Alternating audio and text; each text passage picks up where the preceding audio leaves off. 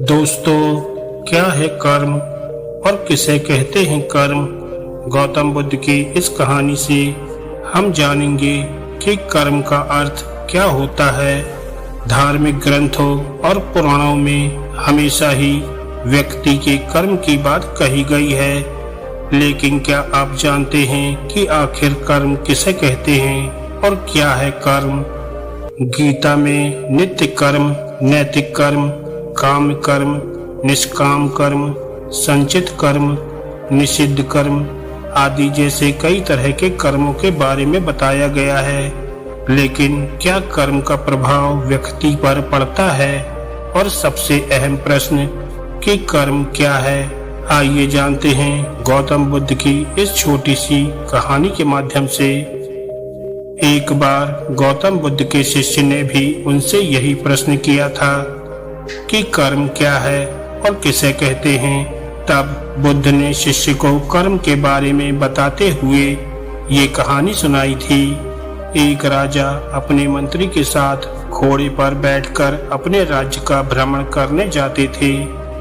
राज्य भ्रमण के दौरान राजा की नजर एक दुकानदार पर पड़ी और राजा उसी दुकान के पास रुक जाते हैं और दुकानदार को देखकर मंत्री से कहते हैं कि क्यों मुझे ऐसा लग रहा है कि इस दुकानदार को मैं कल ही फांसी की सजा सुना दूं। पता नहीं, इसे देखकर मुझे इसे मृत्यु दंड देने की इच्छा हो रही है।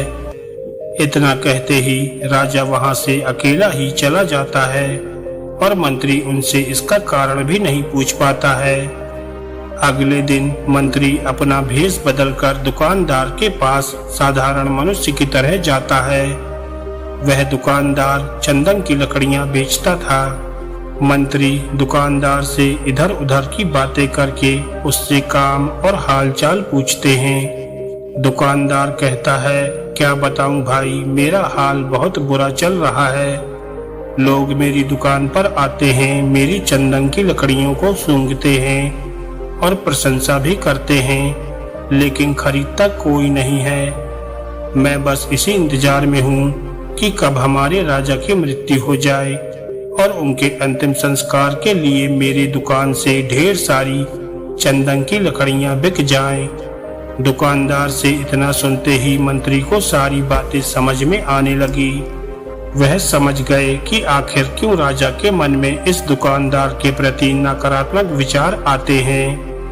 मंत्री ने दुकानदार की बात सुनकर उससे थोड़ी चंदन की लकड़ियां खरीद ली। लकड़ियों की बिक्री से दुकानदार भी खुश हो गया और तुरंत मंत्री को लकड़ियां दे दी। राजा के पास पहुंचकर मंत्री ने उनसे कहा कि आप जिस दुकानदार को मृत्यु दंड देने की सोच रहे थे, उसने आपके लिए भेंट स्वरूप चंदन की लकड़ियां भेजी हैं। ये सुनते ही राजा खुश हो गए और सोचने लगे कि बेवजह ही मैं उस बेचारे दुकानदार के बारे में बुरा सोच रहा था। राजा ने मंत्री से चंदन की लकड़ियां लेकर सूंघी, जिससे बहुत ही अच्छी सुगंध आ रही थी। राजा दुकानदार की लकड़ियों से खुश होकर उसके लिए कुछ सोने के सिक्के भिजवा दिए। अगले दिन मंत्री दुकानदार के पास जाकर कहते हैं कि ये सिक्के तुम्हें राजा ने भेंट स्वरूप दिए हैं। दुकानदार सोने के सिक्के पाकर खुश हो जाता है और मन में सोचता है कि मैं कितना गलत था जो राजा की मृत्यु के बारे में गलत सोचता था।